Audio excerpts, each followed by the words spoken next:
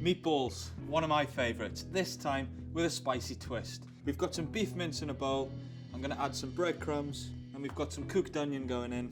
Spicy twist, this is our Cook with M&S ancho chili paste. It's got an earthy, fruity flavour.